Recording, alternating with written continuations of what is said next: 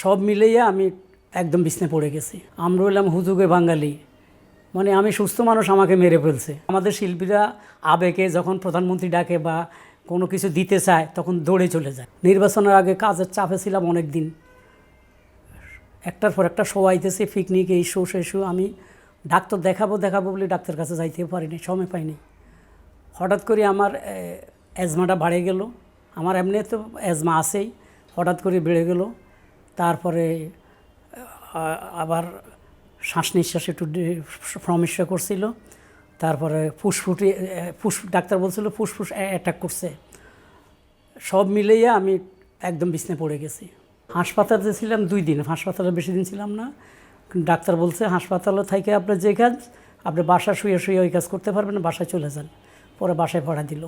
আসলে কতজনেই তো করছে, কার ব্যবস্থায় বা নিব। আমরা হইলাম হুজুগে বাঙালি, মানে আমি সুস্থ মানুষ, আমাকে মেরে ফেলছে। যাক, আমার অসংখ্য ভক্ত, লক্ষ লক্ষ ভক্ত দোয়া আল্লাহ হয়তো আমাকে বাঁচিয়ে রাখছে। ওরা লিখছে, কি করবো, কি প্রতিবাদ করুন বলেন।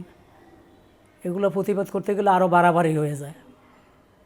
এই জন্য চুপ করে রয়েছি, কিছু বলিনি।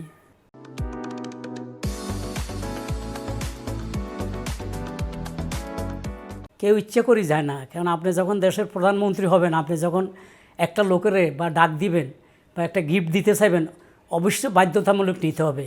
এটা আমাদের দেশের লাস্টে এটা দলীয়ভাবে নিয়ে নেয়, এগুলো ঘইটা যায়, কিছু করার নাই। যেন আমার যদি এখন প্রধানমন্ত্রী ডাকে, আমি যেই দলের হই, আমাকে অবশ্যই যাইতে হবে যে দেশের প্রধানমন্ত্রী ডাকছে।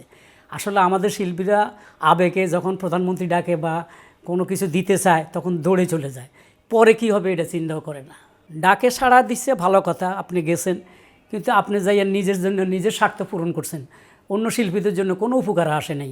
যারা আওয়ামী লীগের সময় দলে ছিল, ক্ষমতায় ছিল, আমি দেখছি, সাধারণ আমি মমতাজের কথাই দেখি, সে কী থেকে কি হলো, লাস্টে সংসদে গেল, সে শিল্পীদের জন্য কি করছে, একটি টাকার কাজও করে নেই, নিজের আত্মসাৎ করছে সব কিছু।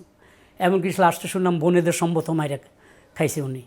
আমার মেন দিক হলো যে আমাদের শিল্পী, যে একটু আগে বললাম যে আমাদের সাংস্কৃতিক অনুষ্ঠান, আমাদের ফিল্মের একটু ডেভেলপ, এগুলো ফিল্ম বাড়াইতে হবে, ভালো ছবি, মান ছবি, ভালো সিনেমা হল হইতে হবে, এগুলোর দিকে যেন বর্তমান প্রধানমন্ত্রী নজর দেয়, এটাই আমাদের আবেদন।